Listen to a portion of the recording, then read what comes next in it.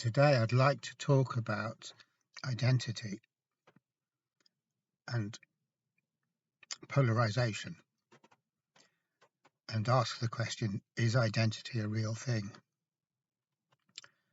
Which is a good question. It's a particularly good question because we never ask it. And we should ask it because that would help us a lot. If we asked it, that would be indicative of a certain awareness on our part about things. A certain awareness that isn't evident in our particular culture. It seems like a stupid question. Is identity real? Because in a way, it's like the cornerstone of everything is identity. So it seems to us. Identity is the hook that we hang our hat on, that we hang everything on. We need identity, otherwise the whole thing becomes meaningless.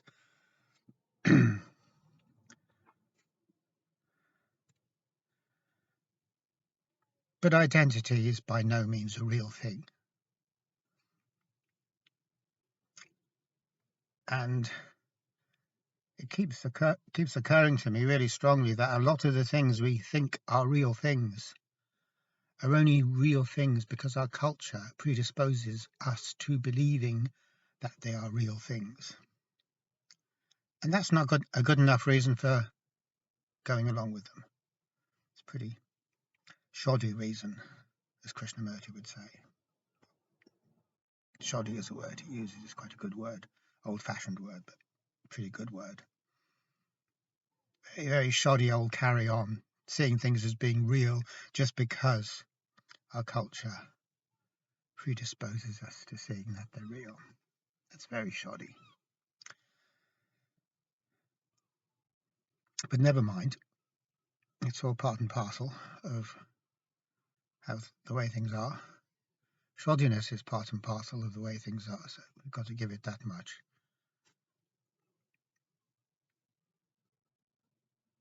So we're super fixated on identity, and as well as being super fixated upon it, we believe that it's real. The two obviously go together, so I shouldn't really be making a big fuss about speaking of them separately, but it's been noted recently, the last little while or so, that polarization, and I'm not changing the subject, this is the same thing as identity. Polarization has become a big thing in Western culture. Possibly it's more noticeable in America and the USA, but it's there in Europe as well. And polarization is a term used to explain us and them. And of course, if we follow the news, we see that there's an awful lot of us and them going on. It's going on all the time. It's all about us and them. And once polarization sets in, then the gulf between us and them just keeps on going bigger, because them is them and us, and there's a barrier or boundary in between. Now, that's not a real boundary, but it's a boundary that we make. That's polarization. Polarization isn't a real thing. It's an artificial situation. It's kind of like it's a thing that we make up. It's an abstract kind of a thing. Like we pull it or push it and make it polarized. But its natural state, polarity isn't a natural state any more than this barrier between us and them is a real state. There's only us. That's the natural state of affairs. And I'm not speaking ethically or morally. I'm just speaking in very, very down-to-earth terms. Of course, there's no us and them. Where's the dividing line? Where's the wall? It's only there if we make it. Now, we know that anyway, so I shouldn't get too excited about that. We know that us and them is an artificial contrivance, which suits political ends. And it suits political ends, because when we're caught in the polarization, no matter what the other side say, we won't believe it. And no matter how stupid what our side says, no matter how stupid the things our side say, we just believe them anyway, because we have to. We're blind. We're blinded by the polarity. So them is always them, and us is always us, and us is always right. It's such a crude psychological situation, but useful from a political point of view, because it's good to have people who blindly follow or blindly oppose. That's the commodification of hate, as someone called it. I can't remember who.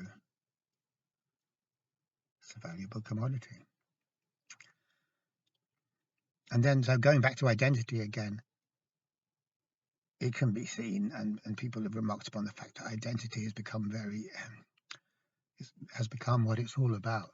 So when people talk about identity politics, I'm not entirely sure what identity politics means, but I presume it's the politics that's based on identity as a supreme factor, a supremely important factor, identity, which isn't a real thing. But it can be treated and made into a real thing to help whatever's going on, the power play that's going on. It can be a useful thing. It can be a way of manipulating people. Very, very good way of manipulating people. In fact, I wonder if there is actually a better way of manipulating people than getting them to identify with some sort of bullshit or other, or identify with some kind of absurdly narrow notion of who or what I am.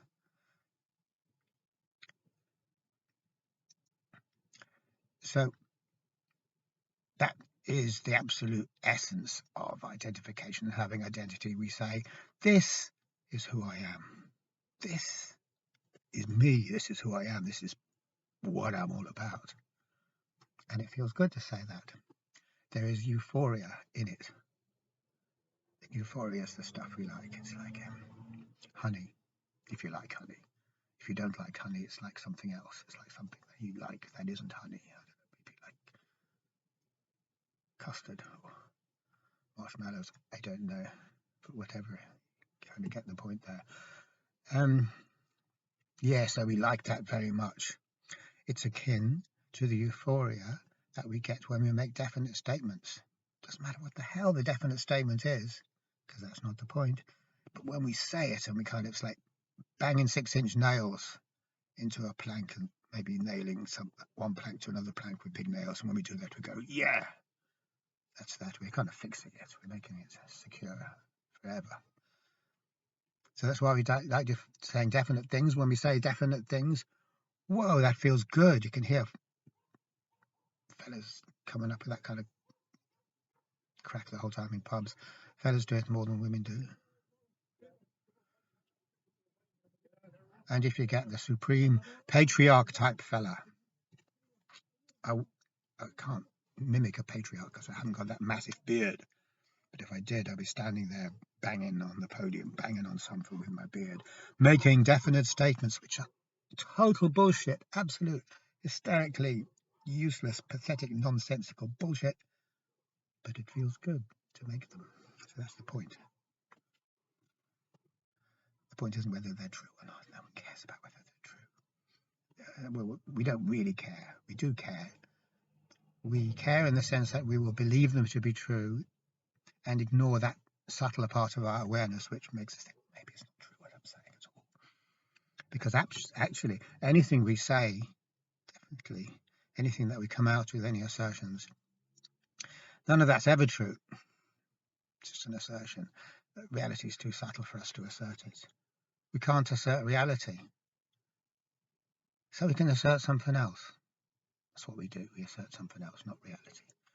The truth can't be asserted. So we assert something else. To hell, we'll assert something else, because at least it may not be true, but we can assert it. And if we can assert it, we'll get that euphoric hit.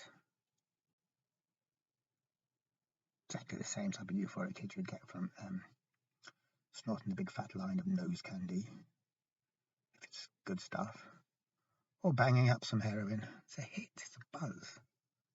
Feels good. And the first stage feels good. But just as no definite statement is really true, because the truth is more subtle than a definite statement. And that really means that the truth is more subtle than a polarity, because a definite statement is this is true and everything else isn't. So there's that boundary line, that division, that impenetrable setting apart of two things. That's how definite gets to be definite, by having that boundary between it and everything else which isn't true, and it itself is totally true. Now, exactly the same thing is true for the identity. When I assert my identity and say, that's what I'm all about, that's what I'm about, that's my thing, that's what I'm about, that's who I am.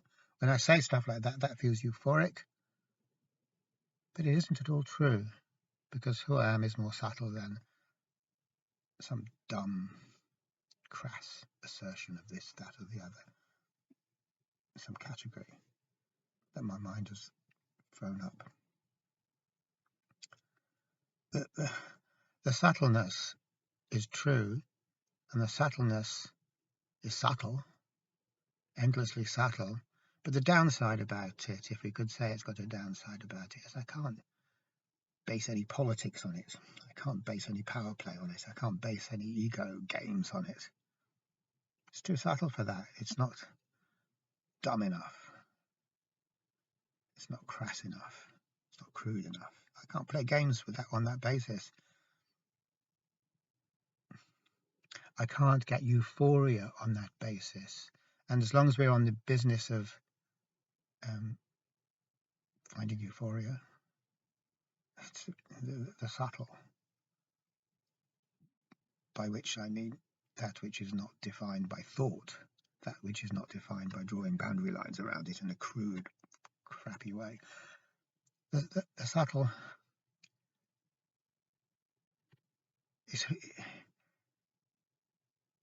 is not something we can profit from, I suppose, is what I'm trying to say. I've forgotten what I'm trying to say. We can't profit from it. We can't make euphoria from it. Therefore, it's of no interest.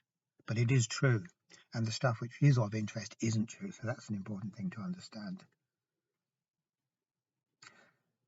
Now, we consider identity to be a great thing. And kind of, it's like our right, our most basic right as citizens or as human beings, is to be able to have an identity.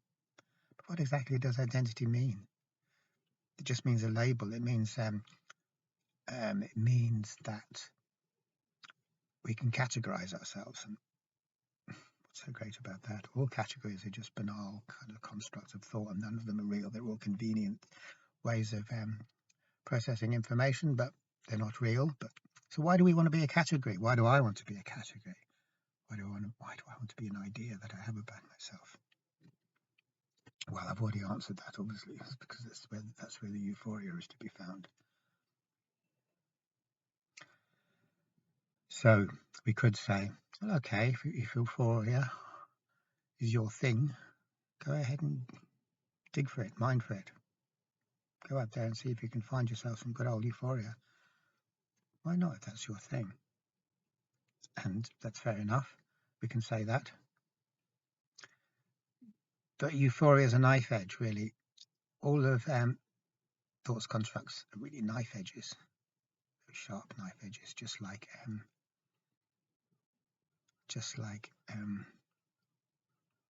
the self is, really, like any boundary is. Obviously, a boundary isn't a thing.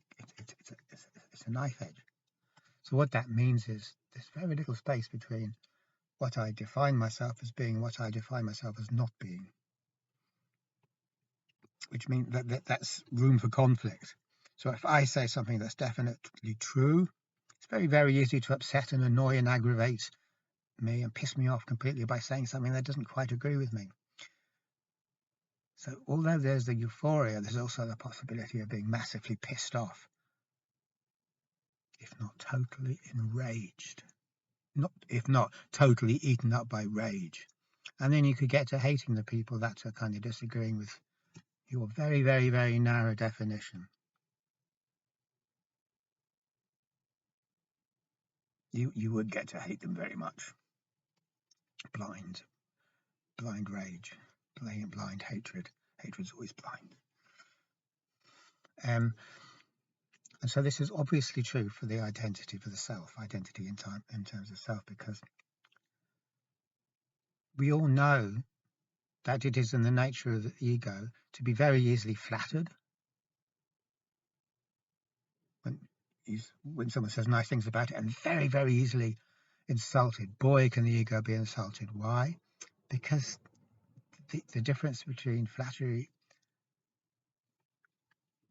because in order to say something that I like, you have to be exactly on my page. If you go anywhere else, that's really offensive to me and I don't like it and I'm offended, dare I say, offended. So here I am, that's what I assert to be true or assert to be me. Anything that disrespects me or doesn't agree with me that this, what I say I am, is really important and has to be respected, is going to offend me big time. So what does that mean? It means that the whole of reality, the whole of creation, the whole world is going to be offending me because reality doesn't match with my categories, obviously. Why the hell would it? If it did, it wouldn't be reality, it would be a category. So the downside of this is that I'm going to be offended the whole time, and that's hard going. It's tough being offended the whole time. It's really tough. It takes up all your time, takes up all your energy. It's a dull old rigmarole. It's a drama. It's a boring old drama. You have offended me, I'm feeling offended, etc., etc., etc. Totally farcical, because I am offended on the basis that I am what I say I am, which I'm not. So I'm choosing to be offended, even though I don't like being offended. So whenever we're basically acting on the constructs of thought, we're acting on a very, very narrow basis, and anything at all, either it offends us or we need to control it to make it agree with what we think it should be. So even if we don't talk in terms of being offended, we can talk in terms of having to control, needing to control the whole damn time. Because what we see as right and proper and good and true is so damn narrow, life becomes a continuous fight to validate it and keep it going, maintain it. Because it's not true. That's always the thing when you hitch yourself up to something that isn't true. What we're doing is we're just kind of taking on the job of defending and promoting something that isn't true, and that we won't allow ourselves to see that it isn't true, but we have to fight against that awareness ourselves, but also we have to fight against anything that disagrees with what we say is true, and we have to keep on promoting it and promoting it. And the second we stop doing that, everything will start to go pear-shaped, because the untrue will always show itself to be untrue unless we spin doctor it the whole time. So then we got a job at 100% spin doctoring 24/7 the whole time, and that's exhausting and it's pointless and it's a real drag, and it doesn't give us any time to do anything else, anything that might be more interesting. So that's called having an identity, or that's called being an ego.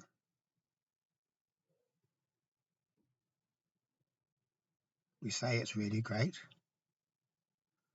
but we only say it's really great because we've been conditioned to say it's really, obviously we don't go around saying it's great, but we act on the assumption that it is. And this, even though we can link it to capitalism and consumerism and say, well, has to be what we are, this is the cornerstone of consumerism, the cornerstone of capitalism. There has to be this sharply demarked sense of identity that constantly has to fight to prop itself up and buy products that will help validate it and obtain the situations, positions of power that will validate it and be nasty to other people because that's validating. If I can get the better of you, then that validates my ego, obviously. So we can say that, but it goes very, very deep. In Orthodox Christianity, like how relevant that is, I don't know. Still relevant to a lot of people, but coming from the UK and living in Ireland, I can see that a lot of people have got very fed up with religion, the Christian religion, because it's been rammed down people's throats so much, and it's never done any good, particularly because people are still the same as they ever were. Humanity doesn't seem to have been improved by this particular version of Christianity, which is the Orthodox version, which is I don't think that this is the true Christianity. I think true Christianity, as Philip K. Dick says, was a lot wider than this. Christianity became very, very narrow. All disagreeing voices were silenced, which is a very normal human thing to do, is to disagree, silence disagreeing voices. But anyway, the point I'm coming at is that the main thing in Christianity, just in case you don't know, is that it's all about getting your ego to go to heaven. And the secret to getting your ego to go to heaven instead of the other place is to know what the right way of doing things is and monitor yourself the whole time to make sure you're doing that. And when you're not, correct yourself damn quick so you don't sin too much or go off the rails too much. And if you do that, then your ego will go to heaven. Interestingly, this idea of monitoring yourself and controlling yourself so you carry on keeping on the tracks that you think is the right way is the perfect way of creating and maintaining this little blip of self-consciousness that we call the ego. That is how you make the ego. So kind of at the same time as dangling a carrot in front of us, the conventional Christian message is also tricking us into identifying with an ego, creating an ego and maintaining an ego, and the hope that all that hard work and identifying with that ego and creating the ego will pay off when the ego goes to heaven. Which it can't, because the ego isn't a real thing, as we've already said. Okay, thanks for watching.